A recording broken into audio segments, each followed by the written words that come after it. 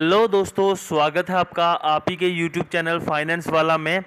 तो दोस्तों, आज की वीडियो में हम बात करने वाले हैं सुकन्या समृद्धि योजना और एलआईसी की कन्यादान पॉलिसी में क्या क्या फ़र्क हैं, क्या क्या डिफरेंसेस हैं और कौन सी पॉलिसी आपके लिए बेटर है।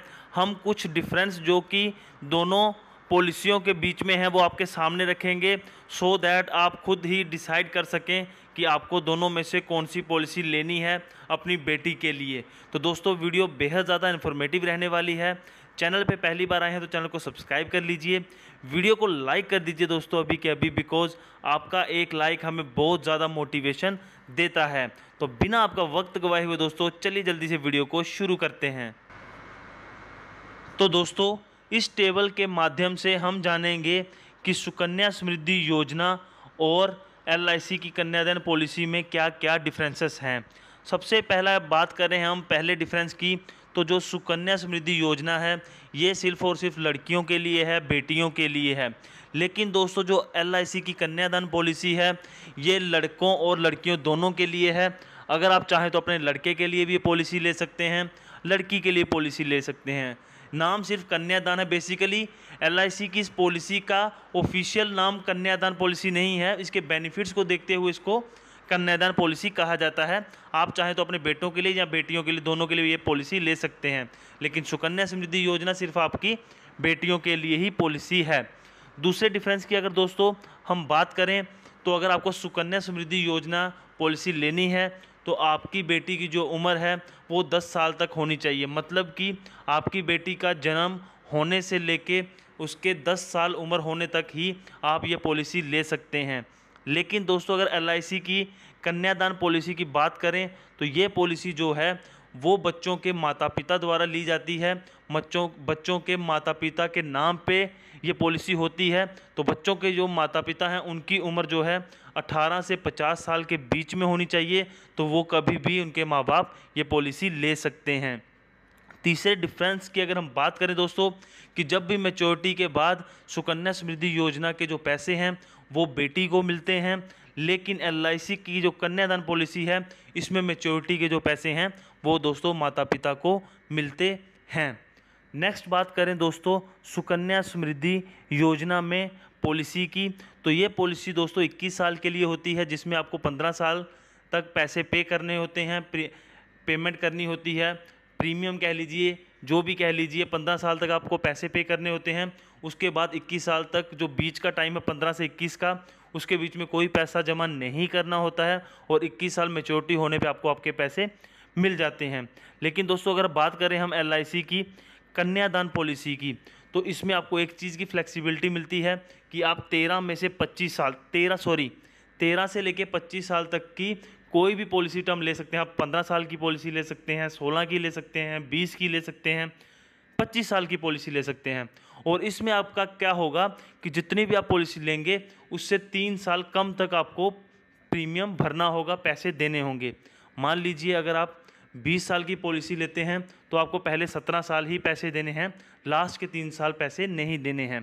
तो कोई भी आप इसमें प्रीमियम चुनिए, आपको लास्ट के 3 साल पैसे नहीं देने होते हैं। अभी जो इसके मेजर डिफरेंस है ना दोस्तों, वो मैं आपको बताऊंगा, जो आपके लिए जानना बेहद ज़्यादा ज़रूरी है। तो वीडियो को लाइक नहीं की तो वीडियो को लाइक अभी से कर दीजिए, एक लाइक आपका हमें बहुत ज़्यादा मोटिवेशन देता है। सुकन्या समृद्धि योजना में दोस्तों अगर पैसों की बात करें, जो हम पेमेंट करते हैं, प्रीमियम पे करते हैं, तो दोस्तों आपको सालाना 1 साल के अंदर कम से कम 250 और ज़्यादा से ज़्यादा 1.5 लाख रुपए तक आप जमा कर सकते हो।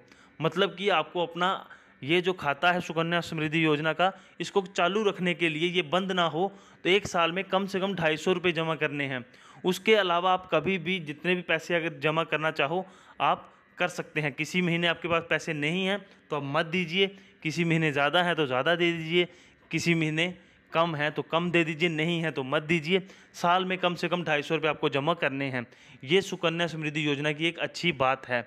अगर इसी के आगे हम बात करें एलआईसी की कन्यादान पॉलिसी की, इसमें दोस्तों जैसे ही आप पॉलिसी लेने जाते हो तो आपको जो भी आप इसमें पॉलिसी चुनते हो, जिसमें जो भी इसमें आप पॉलिसी टर्म वगैरह चुनते हो, उस हिसाब से आपकी जो मंथली इंस्टॉलमेंट है वो फिक्स कर दी जाती है। कि मतलब कि आपको ये फिक्स इंस्टॉलमेंट हर महीने देनी है। इसमें आपको एक चीज़ मिलती है कि आपको मंथली भी आप पे कर सकते हो, क्वार्टरली भी कर सकते हो, हाफ ईयरली भी कर सकते हो, ईयरली भी कर सकते हो, लेकिन वो चीज़ आपकी फिक्स हो जाएगी कि अगर आपने क्वार्टरली चुना तो हर 3 महीने बाद आपको उतने पैसे देने ही हैं, ठीक है। जबकि सुकन्या समृद्धि योजना में ऐसा नहीं है, आपके पास हैं तो आप दो, आपके पास नहीं है तो मत दो, बस साल में 250 रुपये मिनिमम आपको जमा करने हैं।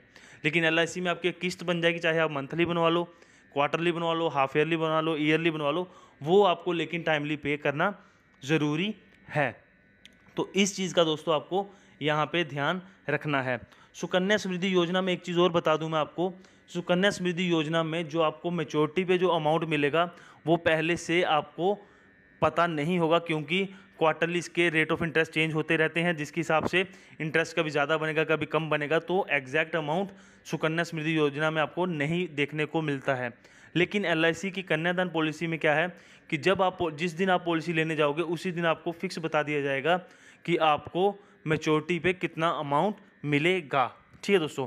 अब सबसे बड़ा जो दोस्तों डिफरेंस आता है दोनों की पॉलिसी में, जो आपको डिसाइड करने में हेल्प करेगा कि आपको दोनों में से कौन सी पॉलिसी लेनी है, वो है लास्ट और छठा डिफरेंस दोस्तों। मान लीजिए माता पिता की मृत्यु हो जाती है, तो उस टाइम पे सुकन्या समृद्धि योजना में क्या होगा, अगर माता पिता की किसी कारणवश मृत्यु हो जाती है तो जो भी पैसा सुकन्या समृद्धि योजना में उस टाइम तक इकट्ठा हुआ होगा इंटरेस्ट के साथ, ब्याज के साथ, वो सारा का सारा पैसा आपको दे दिया जाएगा। लेकिन उसमें सरकार अलग से कुछ भी नहीं देगी आपको, बस जितना पैसा आपका सुकन्या समृद्धि योजना में बना होगा वो इंटरेस्ट के साथ आपको दे दिया जाएगा। लेकिन दोस्तों LIC की कन्यादान जो पॉलिसी है ना, इसमें ऐसा बिल्कुल नहीं है। इसमें आपको बहुत ज़्यादा डेथ बेनिफिट्स देखने को मिलते हैं। इसमें आपका बीमा रहता है, बीमे के हिसाब से आपको क्या होगा, मान लीजिए आपने 10 लाख की पॉलिसी ली, LIC की कन्यादान पॉलिसी, ठीक है, और 20 साल के लिए ली, 3 साल आपने प्रीमियम पे किया, उसके बाद किसी कारणवश माता पिता की मृत्यु हो जाती है, तो आपने जो पॉलिसी 10 लाख की दी थी ना, जैसे ही माता पिता की मृत्यु हुई सबसे पहले तो आपको वो 10 लाख रुपए बीमे के आपको दे दिए जाएंगे, ठीक है, पॉलिसी के।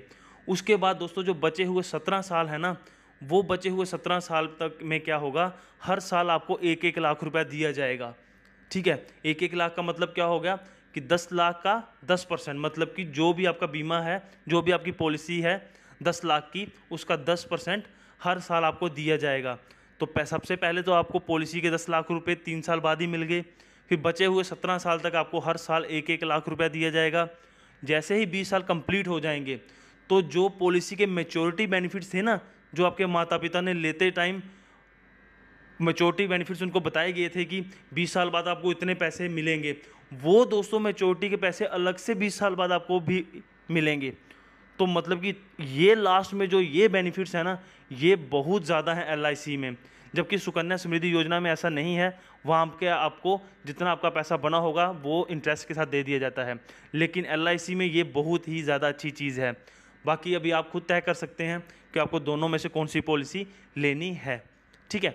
बाकी वीडियो अच्छी लगे, इन्फॉर्मेटिव लगे तो वीडियो को लाइक कीजिएगा, चैनल को सब्सक्राइब कीजिएगा। मिलते हैं दोस्तों नई वीडियो में, तब तक के लिए बाय बाय, टेक केयर।